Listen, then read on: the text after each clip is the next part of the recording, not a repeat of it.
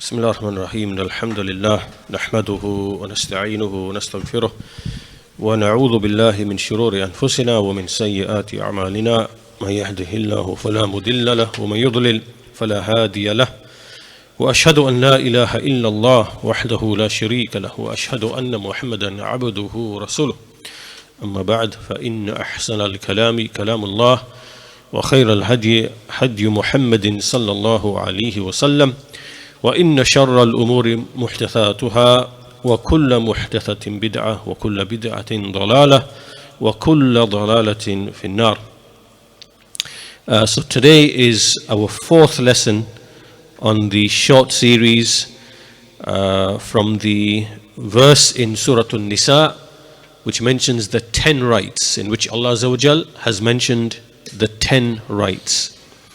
So in the first lesson we discussed the first right, وَاعْبُدُوا اللَّهِ وَلَا تُشْرِكُوا بِهِ شَيْئًا, worship Allah alone and do not associate any partners with Him. So this right, this haqq, is the right of Allah Azza wa Jal. It is the greatest right, and from this right follows on all other rights.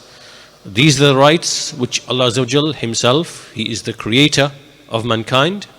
He is the one who has placed these rights. After the right of Allah is the right of the parents. So we discussed that in the second lesson, the greatness of the right of the parents, and particularly the mother. In the third lesson, which is the previous lesson, we looked at the rights of the relatives, the near relatives or the blood ties. And in that lesson we established, we quoted from Sheikh bin Baz rahimahullah, looking at the different levels. First of all, it's your parents going upwards, then it's your children going downwards, then it's your siblings going across, and then it's their children who are your nieces and nephews. Thereafter it is your uncles and aunties, and then their children, which is your cousins. So these are six levels basically. And then anyone after that, it's on the basis of closeness. You fulfill your right to them. And the Sheikh made an important point, which is that this is all in accordance with ability. It doesn't mean that now you have to go out of your way to fulfill the right of every single individual from all of your relatives, which could run into the dozens and dozens or hundreds even. But it's according to ability. So you start with the nearest first, which obviously are your parents and your children and your siblings and so on and so forth, in accordance to what you are able of your time, of your wealth, of your resources, and so on and so forth. Allah does not place a burden upon you more than that which you can bear. So we discussed that, and then we made a start looking at the fourth right, which is the yatama, which is the orphans. So وَبِذِي الْقُرْبَى وَالْيَتَامَى, which are the orphans. And so in that lesson we discussed the definition of what is a yatim. The Shaykh rahimahullah mentioned it is the one who basically dies, who loses his father or her father before reaching the age of puberty.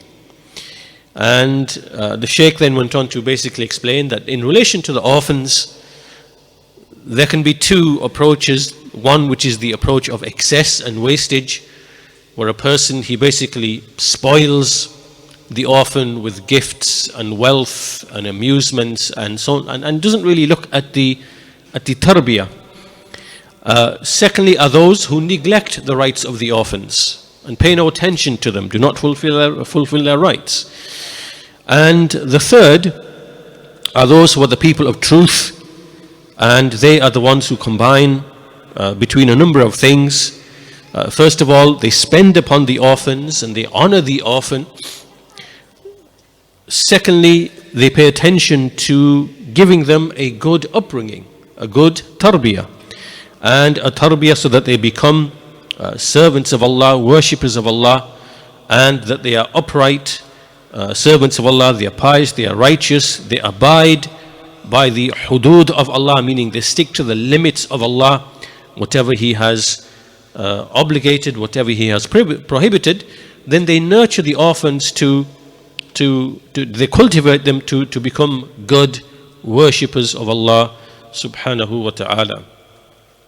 The Shaykh then also went on to discuss that since in the modern age we have mostly organizations, charity organizations that look after, or they take money from the people to look after orphans, then we have to go out of our way to make sure that the people we are giving our money to, that they are indeed fulfilling the rights or the duties upon them to honor the orphan first of all by providing the needs, but also to, as we said, give them tarbiyah upon the kitab and the sunnah, and to nurture them upon this way to become righteous. And it doesn't just become just a kind of a worldly thing, just to give them food and shelter, whatever, because this is not the only intent. It is to raise them in the absence of their fathers, obviously, to become righteous and pious, and to be people who will benefit the ummah. After this, the Shaykh went on to mention how the orphans themselves can be of two types. First, those who are poor and they have no wealth. The father left them no wealth, and so here the relatives or whoever is in charge, then they obviously look after the orphan, and they have to spend upon the orphan in accordance with whatever wealth they are able to. This becomes obligatory upon them to the extent that they are able. And so this is the first type. And the second type is the orphan who has wealth, who's been left wealth, and so whoever is the guardian has to look after the wealth up until the orphan reaches the age where he is able to take care of his own affairs.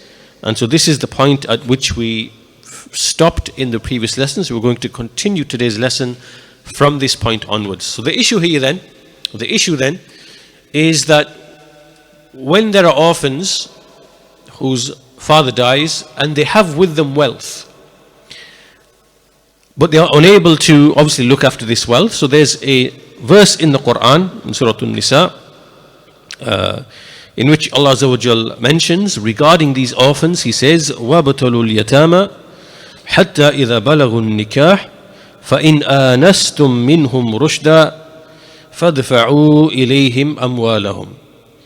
So it says that you should test and examine the orphans, test them, until when they reach the age of marriage. When they reach the age of marriage, then if you perceive from them that they are able to make the right decisions and they are able to do that, then return their wealth to them. Return their wealth to them.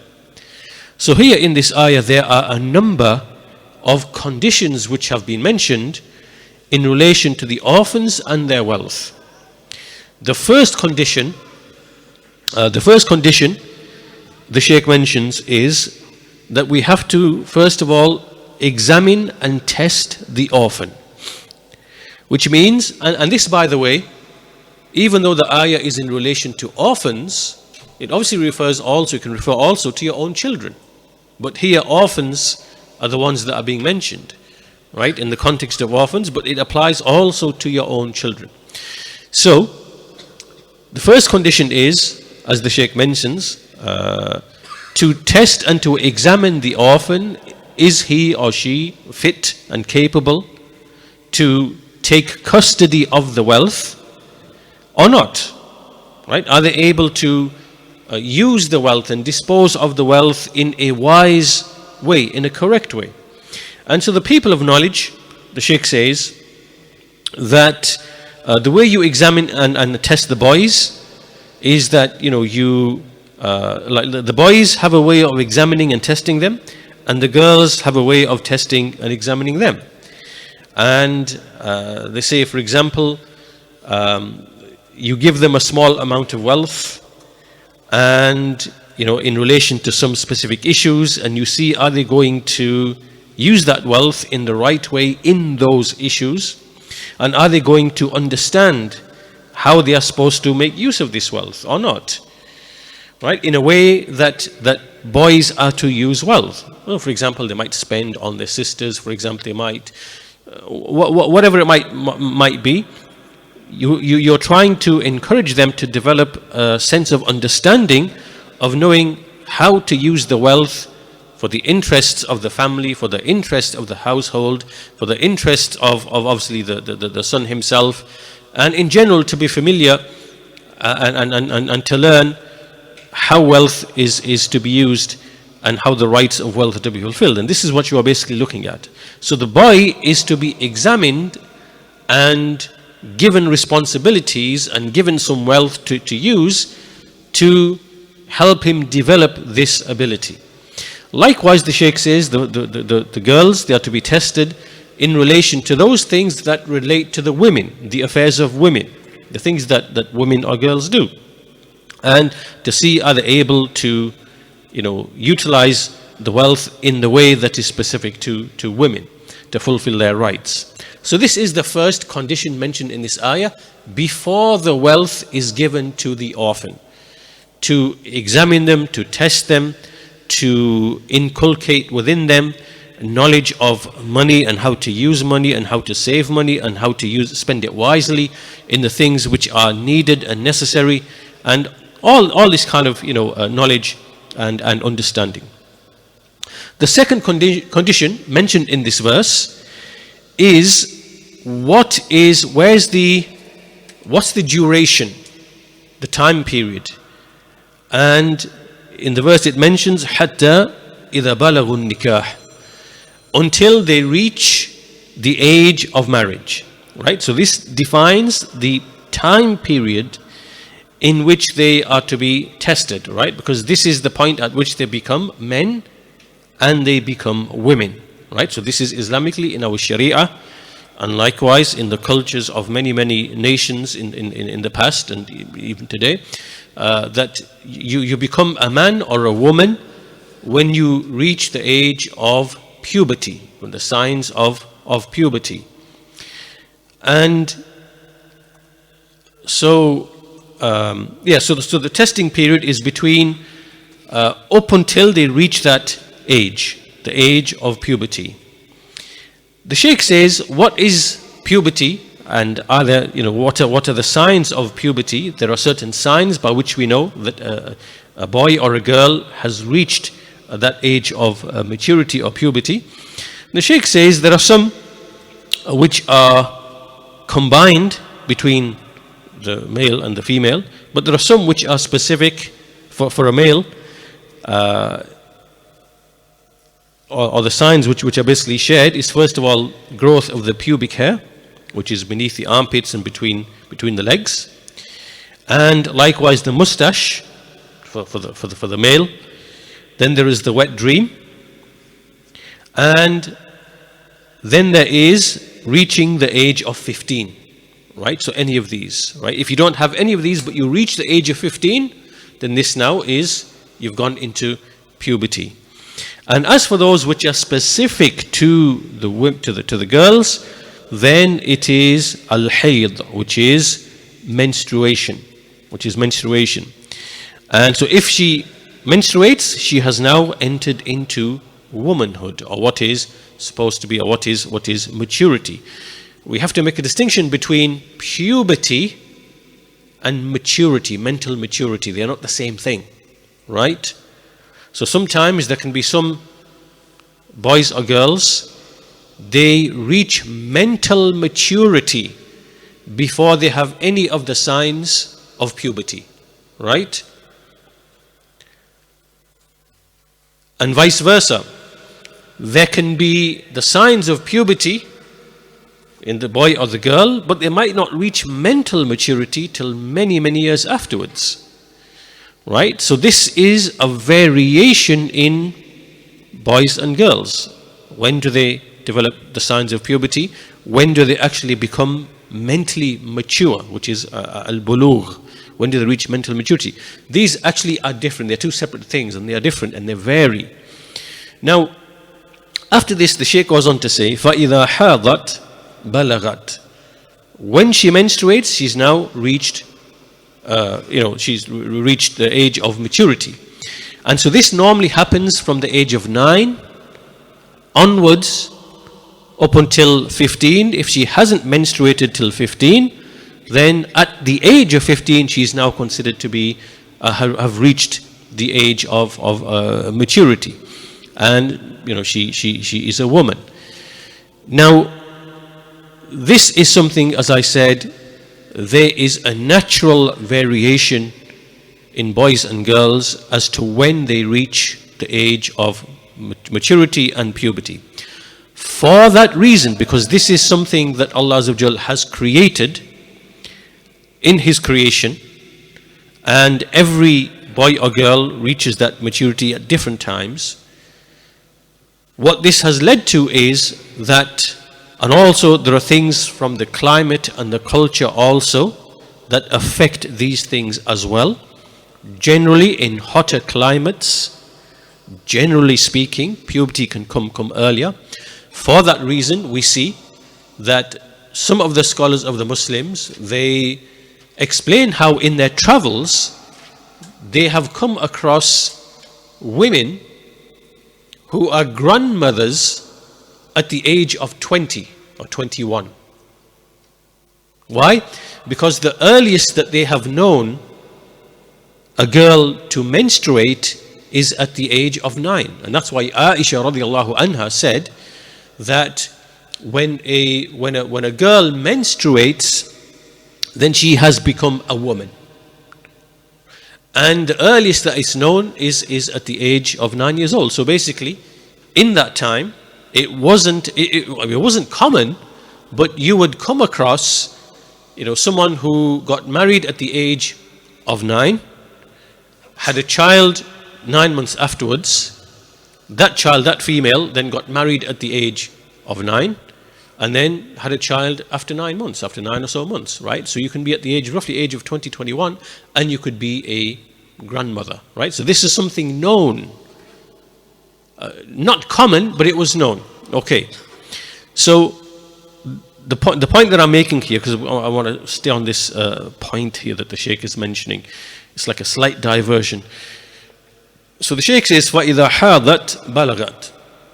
So when she reaches menstruation, then she reaches the age of maturity. And as I said, historically speaking, all across the world, until fairly recent times, the ages at which someone could marry were fairly low. Like, for example, even in the States now, there are certain states in the US where basically, well, it's not so much marriage, but it's more to them, what is the age of consent, right? The age of having sexual relations. And you see there are some states where the age is fairly low. It's like 7, 9, it's, whatever it might be, because that's historically what they were. And that's because, historically speaking, the ability of a child to understand and make decisions, it was actually quite low, because boys and girls matured quite quickly because of the social and economic situations, right? They had to work, quite early in their lives, and through that they experienced life and became wise quickly, and so they're able to make rational decisions at a much younger age, and so the age of consent was low, right? So now the point in all of this, the reason why I'm mentioning this is because in the next sentence the Sheikh says, وَإِن زَوَّجَتْ قَبْلَ ذَلِكَ فَبِالْحَمَلِ. Right, so pay attention now. فَإِذَا حَاضَتْ بَلَغَتْ. That when the female menstruates, she has now reached bulugh, the age of maturity. وَإِن زَوَّجَتْ قَبْلَ ذَلِكَ. But if she is married before that, right, meaning before menstruating, فَبِالْحَمَلِ, right, then she reaches maturity by way of pregnancy, right? Right, so I want to stop on this sentence here and just explain something here, because this is a shubha a misconception which is brought by some of the kuffar and the haters of Islam. We call them Islam haters instead of Islamophobia. It's not a good word, because the phobia is like an irrational fear of something. Irrational fear of something, right? So, arachnophobia, you're scared of spiders. But there's no reason for you to be scared of a tiny speck, right? So a phobia is like an irrational fear. So when you say Islamophobia, it's like a, irrational fear of it's not really a good word to use, because the meaning that we're trying to get across is people who hate Islam, dislike Islam, they have enmity towards Islam, and they want to bring every kind of shubha, every kind of misconception in order to paint the horriblest picture that they possibly can. So they go through the Quran and they look at many of the ahkam in the Sharia, and they try to find things and they try to put across shubuhat. One of them is actually this issue here that the Sheikh has alluded to, because what it means is that someone can be, a girl can be married before her menstruation, and she enters maturity when she actually becomes pregnant, right? So now this raises the issue now that we have to basically answer, right? And there isn't anything to be ashamed of in our religion, because this is the deen of Allah subhanahu wa ta'ala, and all of the rulings of Allah subhanahu wa ta'ala, there is absolute wisdom, there is benefit for mankind, they are for all times and all places, right? These ahkam of the Sharia, they do not expire, they are for all times and all places, because they are based upon the fundamental facts and realities of human nature and of human biology, and that's what they are basically based upon. So what I want to do is, because we alluded to this point, so I guess the first point really is that let's go back 1,000 years or however many years, where it was customary for, until even in recent times, for people to get married as soon as they reach the age of maturity, right? So it could be that the boy is 13, 14, the girl is 9, 10. This is known in civilizations and in cultures. This is known until even I believe even today the Hindus have this custom where basically the man has to be 3 times older than the girl he's getting married to. This is in their customs and in their which means that if the guy is 30 years old, he's marrying a 10-year-old. This happens amongst them. Okay, but what I'm saying here is that let's go back 1,000 years, and it can be the case that someone is 13, 14, and the girl is 10, 11. She hasn't menstruated yet. Right? She hasn't menstruated yet, but they get married, and it is for the parents to allow them to cohabit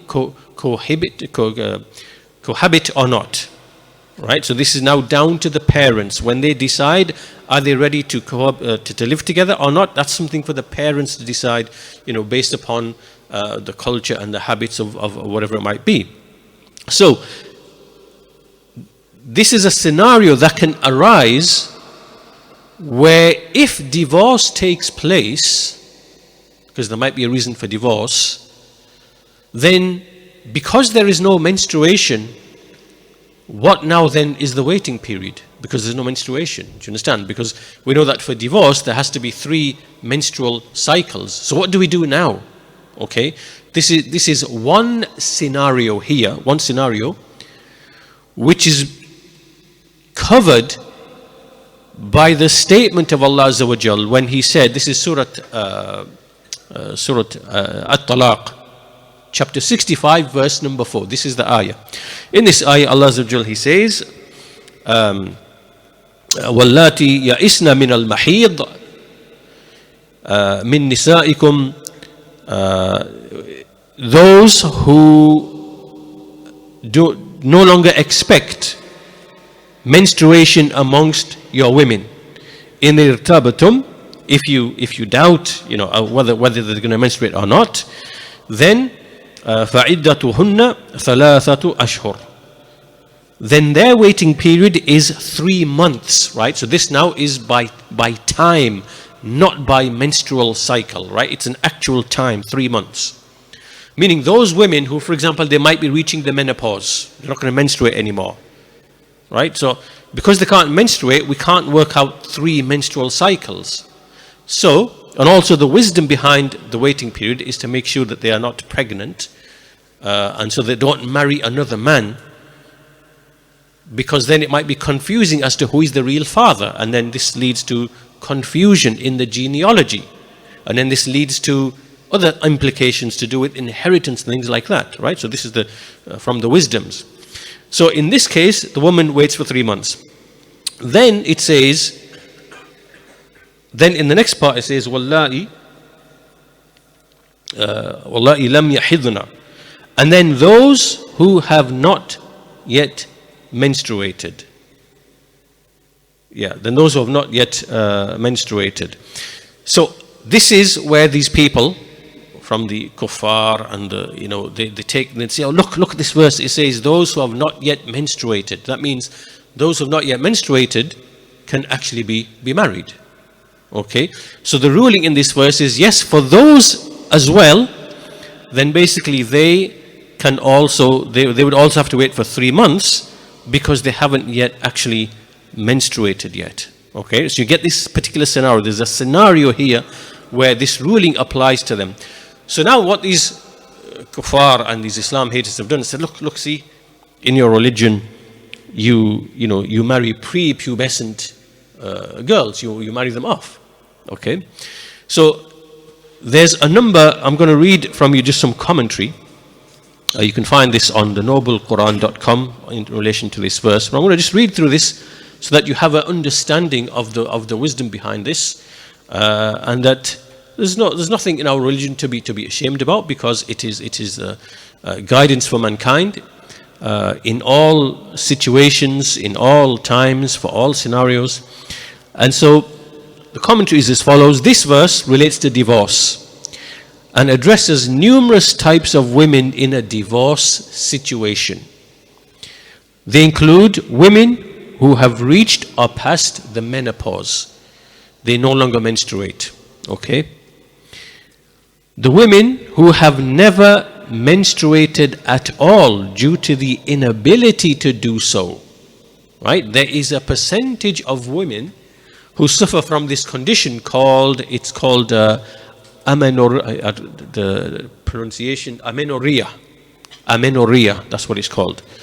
And what this means is that there's 2 types of this, is that they don't menstruate. It can either be primary amenorrhea, which means that you've reached the age of 10, 11, 12, 13, 14, 15, 16, but you're not menstruating, right? If you don't menstruate, you are now said to have this condition, primary amenorrhea. You can't menstruate.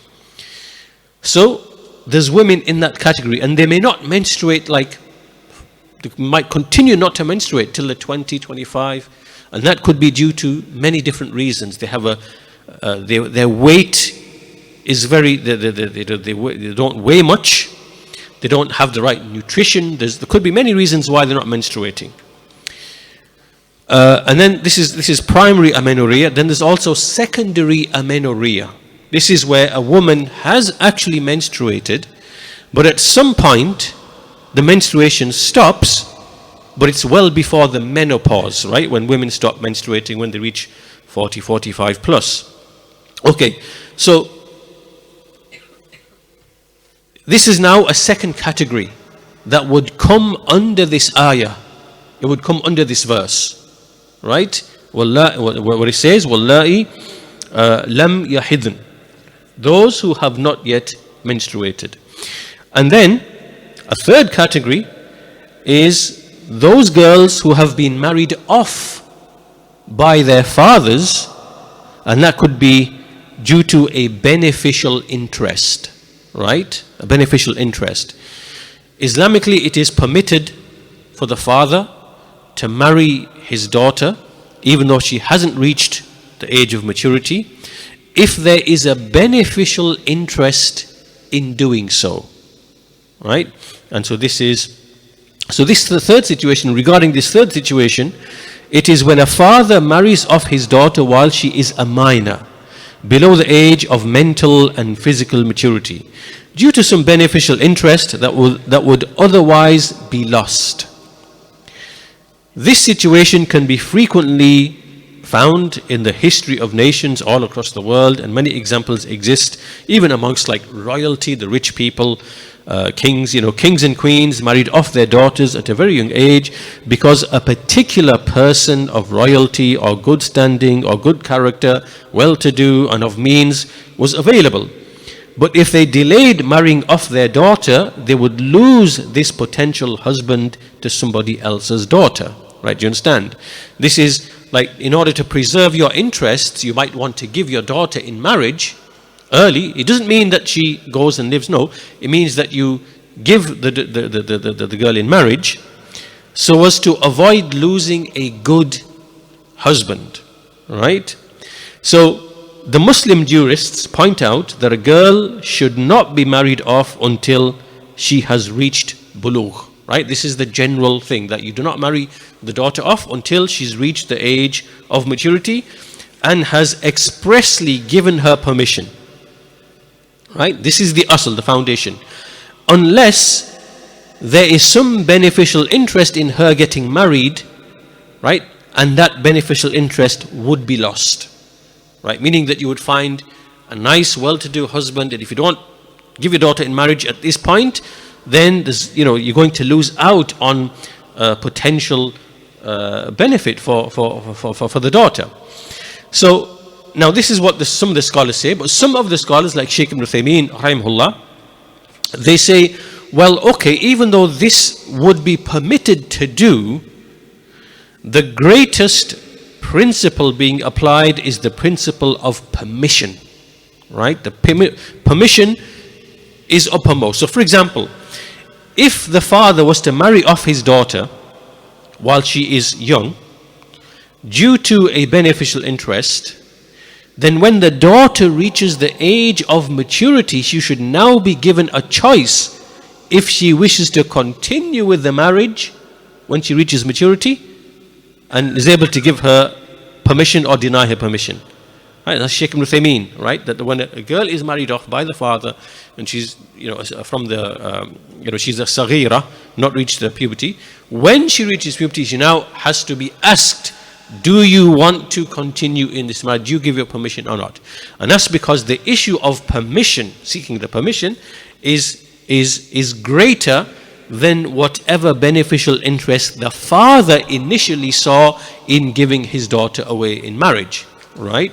So now you can see here how the wisdom in all of these things, in that the father, sometimes the father can see a beneficial interest, and he's completely correct and right in giving his daughter away in marriage at that point in time because of the beneficial interest.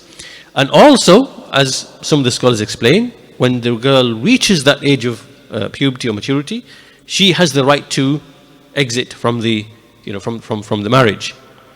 So hence the marriage would only be consummated if she has given her permission and when the father has allowed cohabitation. Right? After the marriage contract, the time of cohabitation would then be decided by the parents. Okay. So the scenario is that we know that girls can be married off by their parents in an exceptional circumstance where they see a beneficial interest. However, this does not mean that they start going, no. The cohabitation is decided by the parents. When do we allow them to actually live together? And that is not dependent upon menstruation. Right? Because as we said, menstruation may not happen till the age of 15, or it may not even happen at all till, for whatever reason, right? So therefore, there are scenarios and situations in which a divorce or a separation might take place, in which the ruling has to be given, where because there is no menstruation, then it's given a time period rather than 3 menstrual cycles, in which case it is 3 months, right? So after that, keeping in mind that menstruation may not take place until the age of 15 years or even later, it is possible for the husband and wife to engage in relations prior to her menstruation if her guardian has allowed cohabitation, right? So this is to do with the parents allowing and making the decision, when do we allow them to live together and have relations. So as we said before, like what we're doing here is we are answering these people, these Islam haters who don't have any understanding or appreciation, or they actually pretend to be ignorant of these fundamental facts of human biology and nature, and of what civilizations and cultures and nations have known and acted upon for thousands of years, right? They're trying to single out Islam in order to create this kind of a commotion. So it is possible for the husband and wife to engage in relations prior to the menstruation if the guardian has allowed cohabitation. However, if in this time the husband decides to divorce his wife, then this is a situation in which this ruling in this verse comes to play. A waiting period of 3 months is to verify that she has not become pregnant, such that when the divorce is complete, she is free to remarry without there being any possibility of confusion about the real father of any child she might bear. Okay. Now, as for the commencement of marital relations, then Muslim jurists state that the condition of physical readiness and absence of any harm is what is the basic condition, right?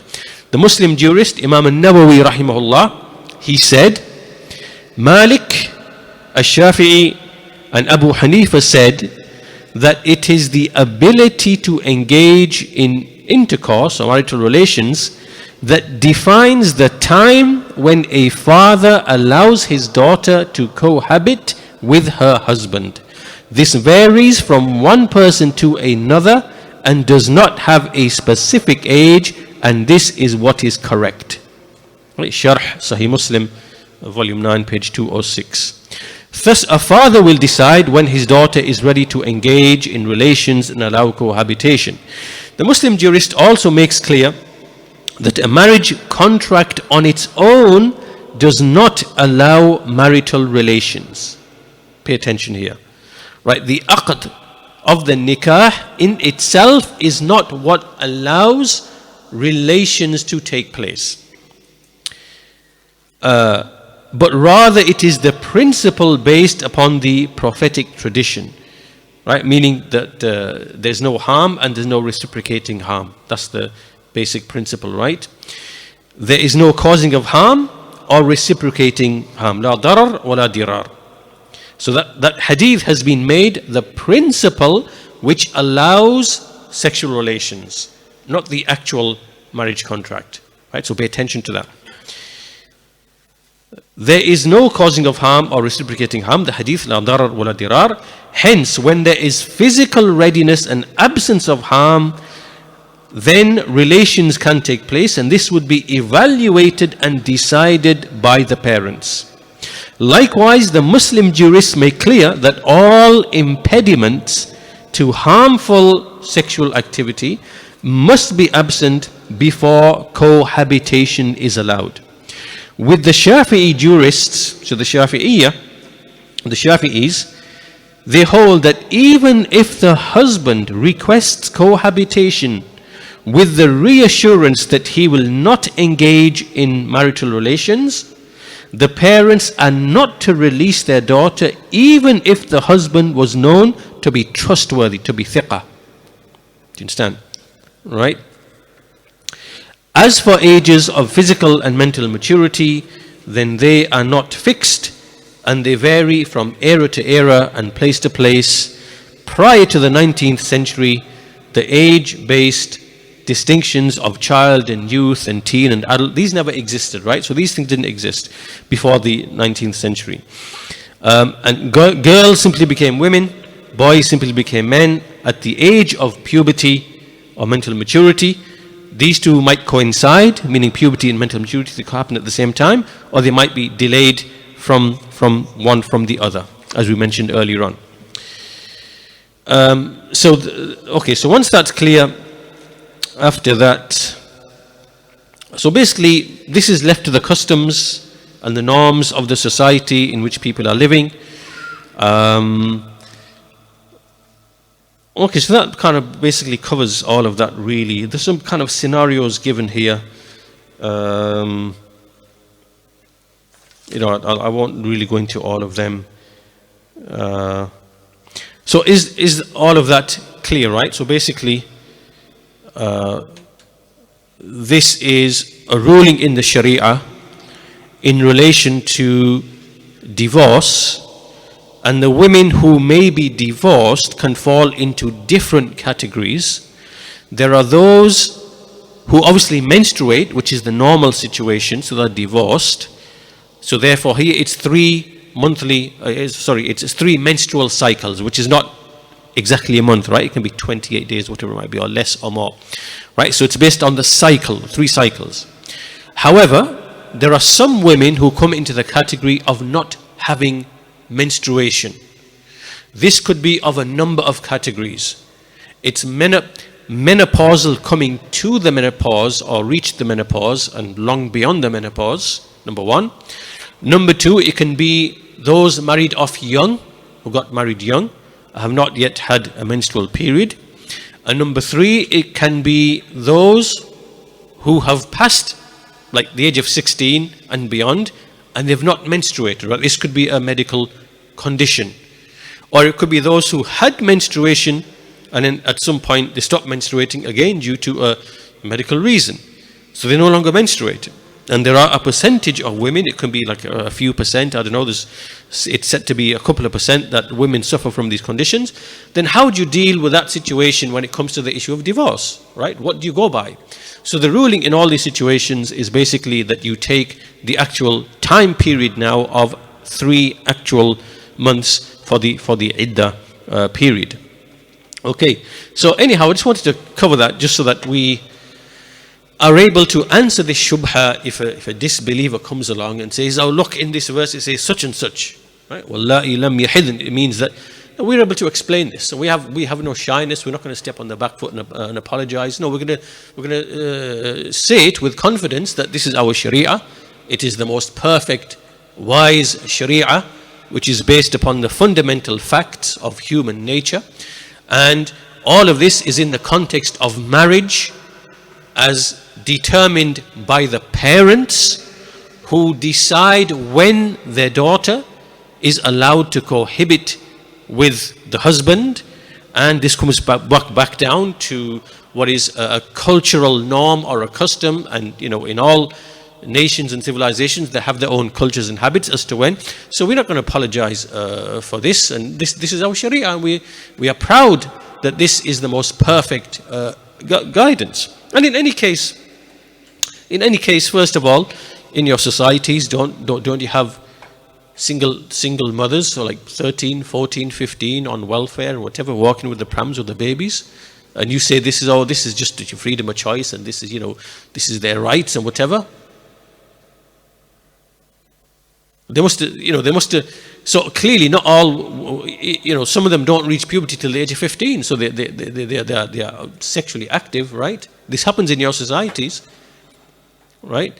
And not only that, you have the UN and the WHO giving like the sexual guidance now to all nations, right? Where they're basically encouraging kids from the age of 4 to be introduced to sexual activity and all these like filthy things where they're trying to draw them into becoming sexually active at the age of 4. And they actually have this publication that they put out many years back, in which these guidelines, and they have all these charts where they say from the age of 6 months and from the age of 1 year and then 4 years, like what activity activities should you introduce to these children? And then they mention things, I won't mention the things, whatever, but they want to make them active from the age of 4, right? But all of this, see, all of this now here is from a completely different angle from what has come in the Sharia, right? In the Sharia, it is marriage and the rights of people and keeping people chaste, and it's like within a certain context. Here for these people, it is from the angle of destroying society and making children see what, as you've just seen from these ayat and what we're discussing, right? Have you noticed how in this verse, test the orphans up until they reach the age of maturity? What does that mean, right? It means teach them and examine them and train them to become responsible and mentally competent, right? So that when they reach the age of marriage, they are able to handle their wealth. So this implies a number of things, right? That when you get married, it means that you should already be in a position where you are mentally mature. You can handle commercial, affairs. You can handle monetary affairs, and so that also means that you are mature enough to have marital relations and to have children, right? Do you understand? Like all of these are basically connected together, right? However, what these people are trying to do by introduce children to early sexualization, when they have no idea, they've got no mental maturity, right? There's no mental maturity. What this does is you are basically just creating children who are going to be, their behavior is going to be based upon impulse, right? It's just feeling and lust and desire that's not reined in by way of any type of mental, intellectual capacity, right? So when you push this on children, this actually destroys that child and makes him become or her become dysfunctional and unable to have meaningful relationships later on in life. And that's what they want to do, because they're trying to destroy the family, the father and the mother, and the rights that exist through the family, because they hate the family because it gets in the way of their economic and social goals, which are basically all based upon Marxism, socialism, communism, collectivism, which all of it is to do with turning people into slaves and taking their property away from them. And the way you do that is to destroy the family unit, right? So all of these are agendas that they have, which are there for economic and social goals. So I guess what we are saying is, well, why do you have an issue when the UN and the WHO and in your nations this is the basic culture and this is the idea that is being promoted, right? And so we're not going to step back and apologize. This is our Sharia. It is the revelation from Allah, the Creator, the Lord of the worlds. In it is wisdom and justice and mercy, and it accounts for every possible scenario and situation that mankind can be in. It doesn't erase the cultures and norms of people. It accommodates them, meaning that this law is applicable to all times and all ages and all eras and in all places of the earth. So this law here to do with marriage, that meaning it's up to the parents to decide the issue of marriage. This wouldn't it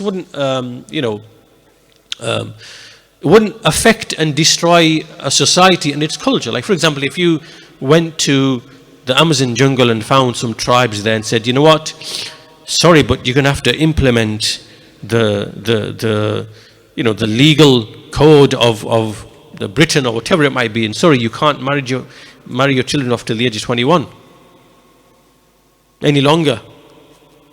Well, that would ruin their, the way they live, because they might marry their children off at the age of 14, 15, 16, whatever it might be. That's just their culture. That's what they've been used to, living in that place, in that environment. That's what, right? And if they were to accept Islam and become Muslim, that would not change.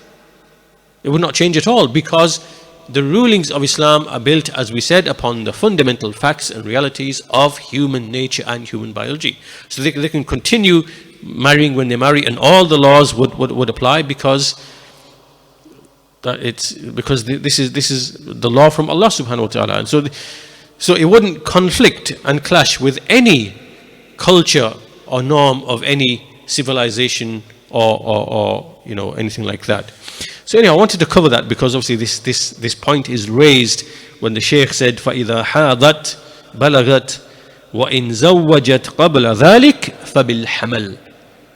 Right, which means that when she menstruates, this is when a girl becomes mentally mature, bulugh, puberty.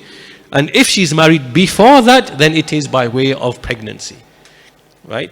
So this would be like the answer to all of that. So then the Shaykh goes on to say that so for the female, it's actually menstruation that determines whether she has reached puberty or not. And that's even if she doesn't have like all the other signs, like the pubic hair and things like that. It's the menstruation that counts as bulugh for her. Anyway, this was the second condition, right? So in the verse that we're looking at, وَابْتَلُوا الْيَتَامَى حَتَّى إِذَا بَلَغُوا النِّكَاحِ, test and examine the orphans until they reach the age of marriage.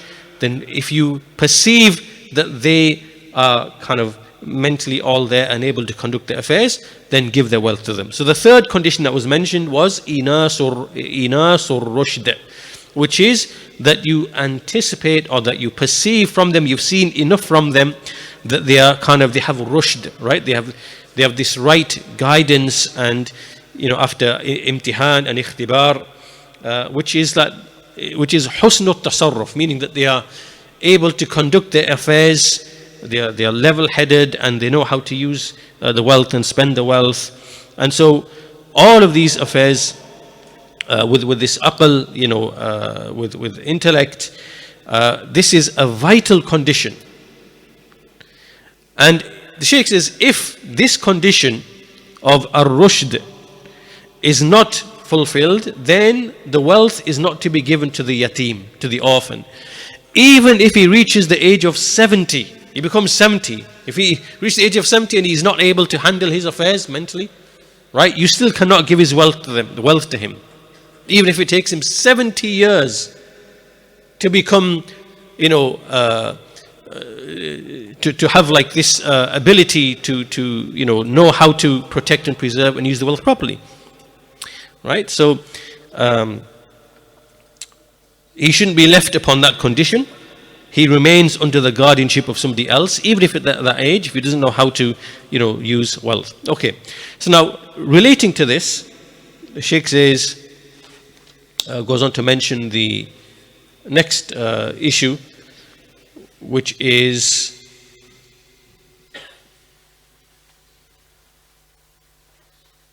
okay. So now we're sticking to the issue of the wealth. The Shaykh then goes on to discuss about how the people who are in charge of this wealth, there are rulings to do with them as well. So in the next, there's a couple of issues. First of all, in the Quran, there is guidance to the one who looks after the wealth. وَلَا تَأْكُلُوهَا إِسْرَافًا وَبِذَارًا أَنْ يَكْبَرُوا.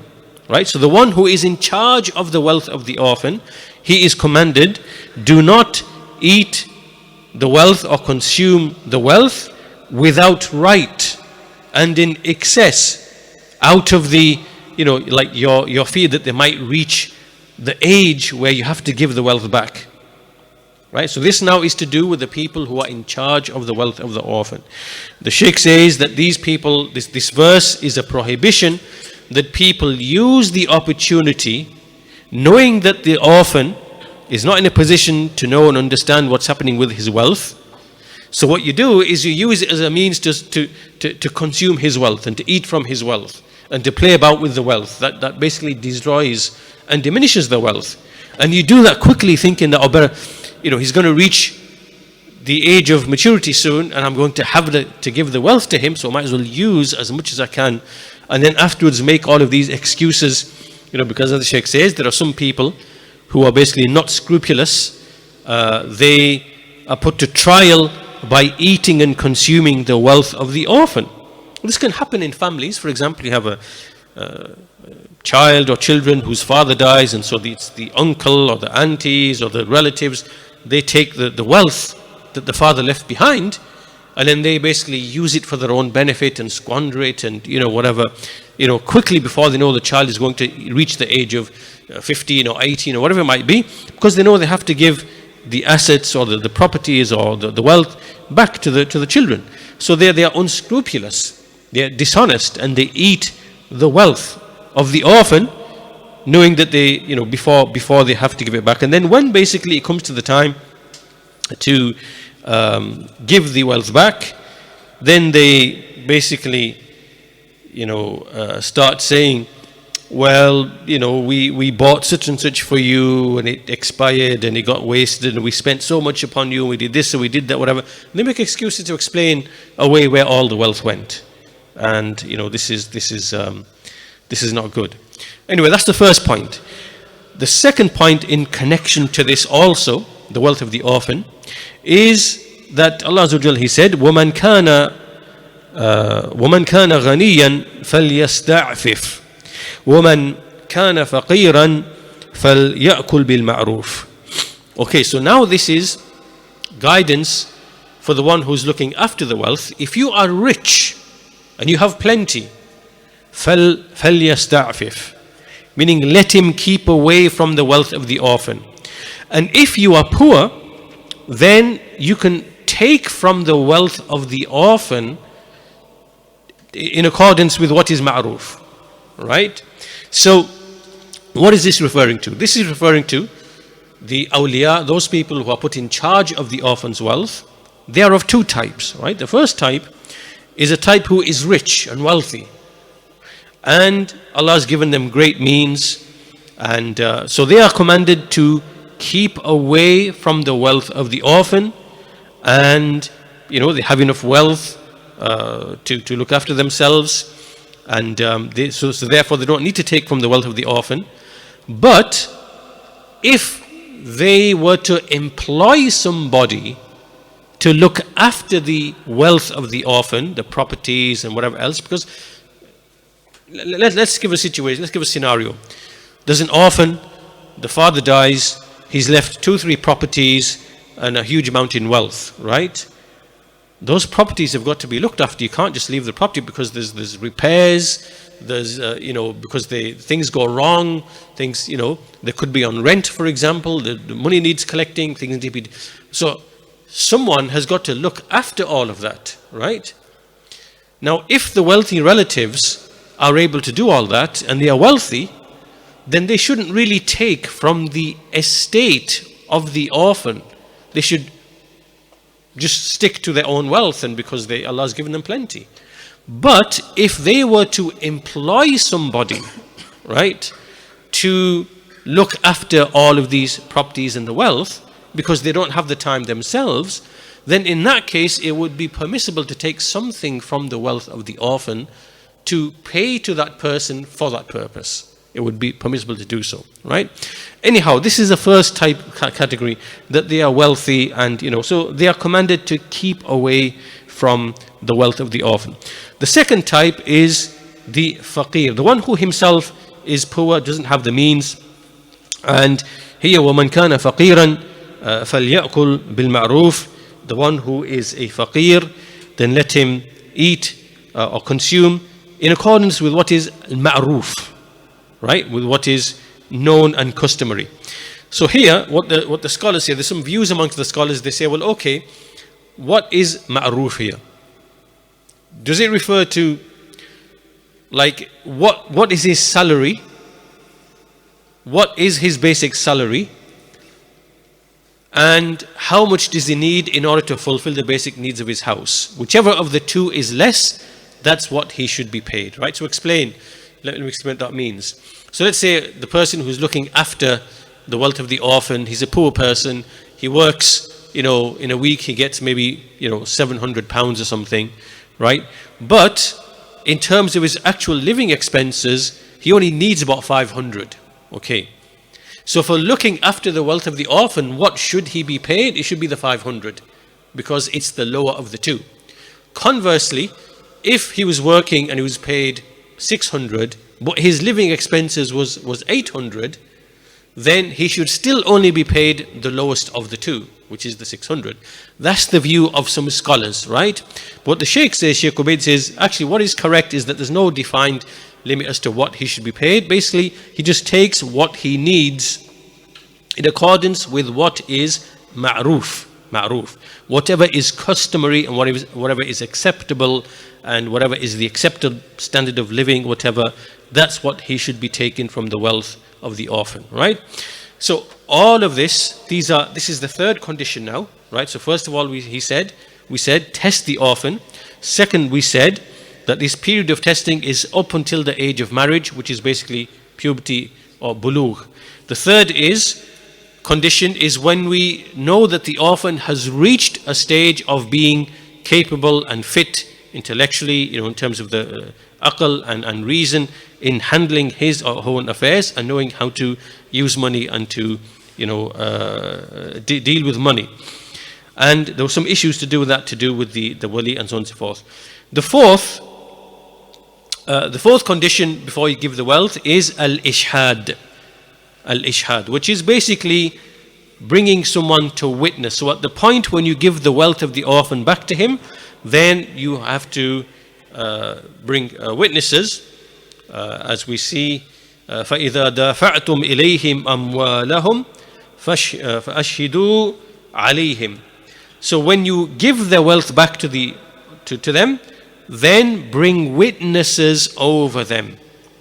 So what this means is when the time comes for a person, the wali, the guardian, to give the wealth back, so the previous three conditions have to be fulfilled, and then he brings the boy or the girl or the siblings or whoever it might be, brings them all together, and basically he says something like, Ya bani, Ya ibni, Ya bani, or my son or my daughter or my Ya abnai, may Allah bless you, this is your wealth which I've preserved for you up until now, and now you are the ones who are responsible over it, and this is your wealth, may Allah bless you in it.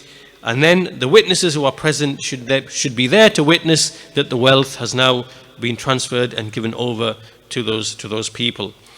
Right, so all of this that we've discussed is to do with the right of the orphan, right? There's the right of the orphan, which is to do with wealth, and there's the right of the orphan, which is to do with the tarbiyah that we said before, of raising them upon tawheed and sunnah and being pious and being righteous and so on and so forth, and also training them to be competent and fit in kind of monetary affairs and knowing how to deal with monetary affairs.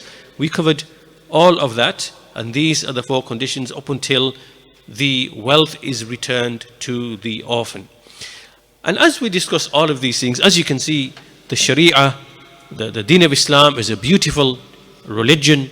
The Sharia of Allah subhanahu wa ta'ala, it is a just, it is built upon adl and haqq, upon truth and justice, and giving everyone his or her due right in every category of person, whether it is the parents, whether it is the neighbors in the certain order, whether it is the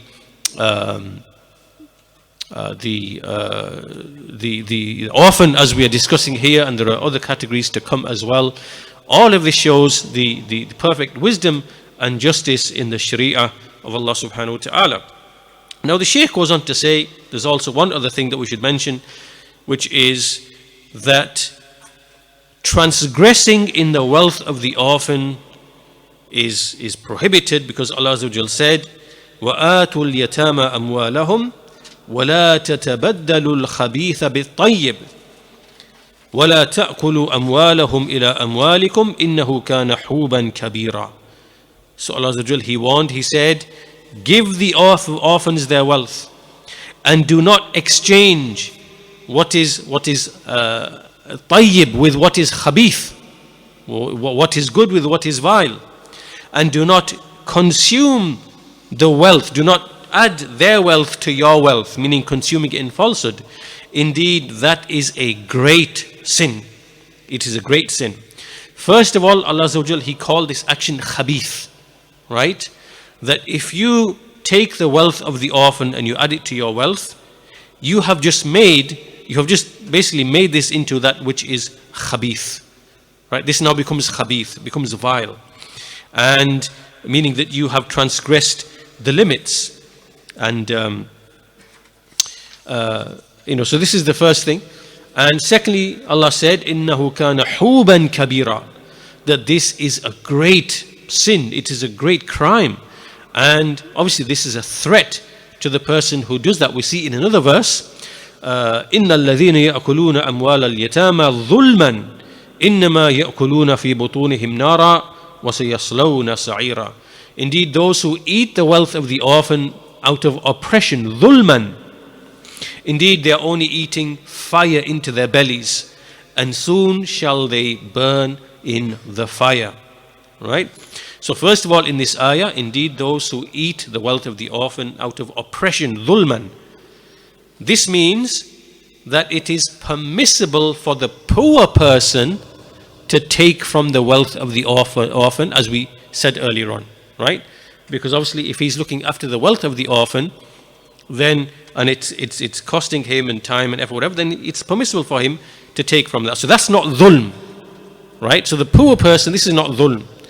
Here it's speaking about those who consume the wealth of the orphan oppressive, out of transgression, and they go beyond the limits, right? And this could even include a poor person who is allowed to take the wealth, but then he takes more than what he is due.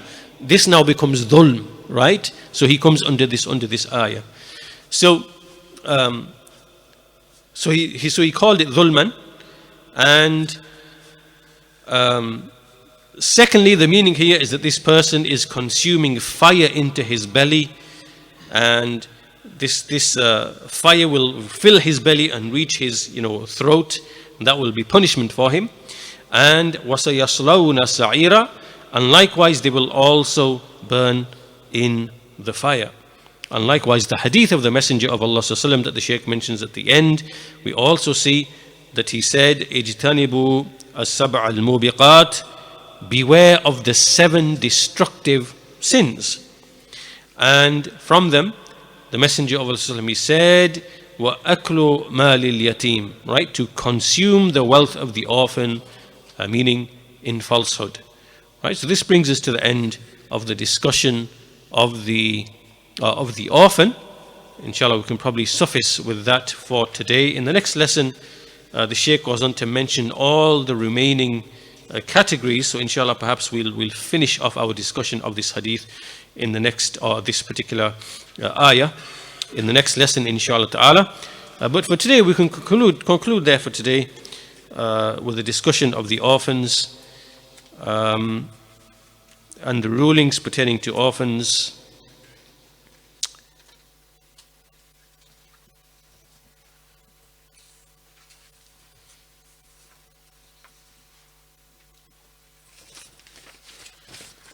So yes, we'll conclude on that note with that, inshallah ta'ala. And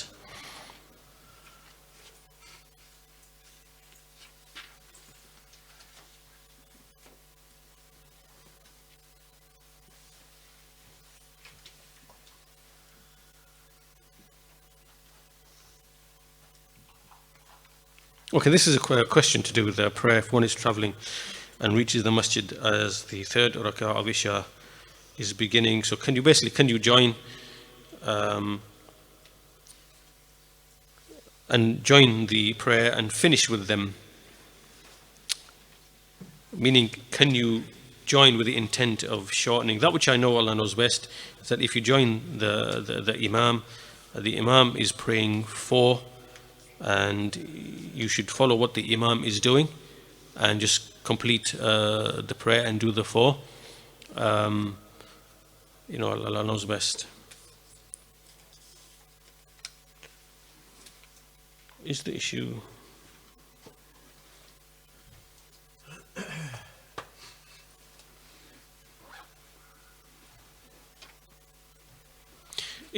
of Aisha's marriage, radiyallahu anha, a way Allah tests the believers and non-believers if they'll leave or not accept Islam in the case of the disbelievers because of this doubt.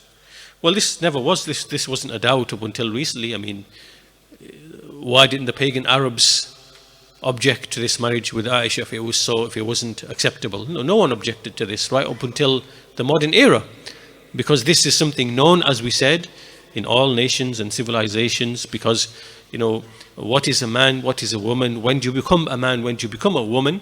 This has always been related to the issue of puberty, which generally has in the past coincided with mental maturity. Do you understand, right? So when because of the way life was, and before the modern era, when you reach puberty, by and large, you had mental maturity, right? It's only in the modern era where we basically see that people reach puberty, but they don't become mentally mature till like way past 18, 19, 20, and even beyond. They're not mentally mature, right? And that's because of upbringing, the general social economic conditions, and basically the kind of type of life and whatever. So this shubha was never really brought up by any of the people of disbelief up until recent times. So we can't really say that this was a trial or test for the people of disbelief to say if they leave or accept Islam. No, because this was never an issue. It's not anything to be made out of this issue. The reason why it's been made an issue is because in the modern era you have these lifestyle philosophies which have appeared in the 20th century, these perversions to do with marriage and sexual relations. And you have all of these, first of all, you have these Satanists and worshippers of Iblis, and these people, part of what they have to do to win the assistance of the jinn, they have to do vile and evil things, right? And these are things that are not good to mention, but they do vile and evil things which involve acts of a sexual nature, and this involves women and children, and this is part and parcel of these people at the highest level who are allies with Iblis. These are the rituals that they have to do, right? So we have this thing here. Then we also have the philosophy and the lifestyle philosophy and liberalism, and breaking down all the barriers to sex and whatever. And so you saw in the middle of the 20th century these people, Jean-Paul Sartre, Alfred Kinsey, and all these are depraved, evil, filthy, vile perverts, right? Who encourage and supported the idea of children, right? Relations with children, right? So they turned this into like a sexual liberation philosophy, and it became something very, very big in the 60s, 70s, right? And so, and they came with this idea of pedophilia, right? So they are the perverts and are the ones who are basically promoted this as a lifestyle philosophy. And it became like quite a big movement in the 60s, 70s, 80s. They even had organizations, the pedophile information network, or into something like that, PIE used to be called, right? Even in France it was quite big. It was quite a big movement in France. Even in the UK it was quite a big thing, until even politicians, like, it was considered to be acceptable and normal to pursue this type of thing, right? There wasn't like an uproar about it as there is now. So because these people appeared with these lifestyle philosophies, right, and they wanted to exploit children for this purpose because of a pedophilic interest, meaning people who as an orientation are interested in boys and girls before the age of puberty, right? This is a modern thing, right? It's got nothing to do with what has always been known, historically speaking, because of the reason that we mentioned earlier on, that historically speaking, the age of puberty was when you became a man or a woman and of marriageable age. That was perfectly normal. So you can't take these modern developments and use them now to basically evaluate what's happened historically. Otherwise, you have to now start accusing the kings and queens of pretty much every, like in every culture, every civilization. Even in the UK, you have King Richard III married Isabella at the age of 6. Then you have another king who came afterwards, married another Isabella at the age of 11 or 12. And you start saying, well, the kings of England, they were pedophiles and whatever. This is like academic dishonesty. You can't do that. You can't take the modern, current, what you consider to be morally immoral, use that now to evaluate past cultures and habits and culture. You can't do that. This is academic dishonesty. You can't do that. So coming back to the question, no, this is not one of those things. I mean, it's become a test and a trial, obviously now, but we don't say that, because this never became an issue until recently, and none of the people of disbelief historically, no, we don't see them using this as an actual argument against the prophethood of Muhammad sallallahu alaihi wasallam. This was unknown. If it had been a big issue, then we would have heard and read about it, and we would have we have nothing of the sort, which means that there was no issue with that. It was perfectly acceptable. So yeah, that's the answer to that question in brief, inshallah.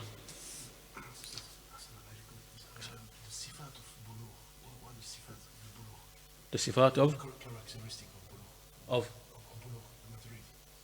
what? Sorry, what's the last bit? The characteristic of being mature. Being mature. What the characteristic? The signs or the from that I mentioned earlier on. You mean the signs, the physical signs of pubic hair? Is that what you mean? No. Yeah. Oh, the signs of maturity is basically when you have a comprehension of affairs, right? So a child is able to comprehend the affairs. They know how to use money responsibly. They understand their duties. So they, for example, know that they have obligations towards the parents of good behavior and respect, and that basically any siblings who are older than them, they basically give them respect. Like they basically have an understanding, general understanding of these types of issues, and they know how to conduct themselves, right? But this is in relation to actually wealth and how to dispose of wealth, how to use wealth responsibly. That's what the context of this is, that when they reach maturity in that respect, then you're able to give the wealth back to them. But then obviously outside of that issue of wealth, then understanding can vary from child to child and in subject matter to subject matter. Do you understand, right? So here this is specifically to do with being responsible in knowing how to deal with wealth and how to look after it, preserve it, use it responsibly. But in a more general sense, obviously it's how do you know a good child has good understanding? Well, they are familiar with the affairs of the family. They are familiar with what needs to be done, like in the household, errands. Like they are observant and are aware, and they take the initiative to go and do these things. So it's like a type of awareness of how the household is functioning, what are the interests of the household, how to save money, how not to squander money, what are the errands and duties. Like when they have a general awareness of all of this and they realize the duties upon them and they do them, that's what is meant in a more general sense, that they are mature and they're mentally mature. They have a understanding of these issues. Yeah. Can someone use the money of the orphans to take care of them, basically? Sorry? Can someone use the wealth of the orphans to take care of them? Yes. That if it's someone who is a faqir, who is poor, who's whatever, then that wealth can be used to look after the orphans, to raise the orphans. Yes, yeah, that's part and parcel of all of that. Yeah.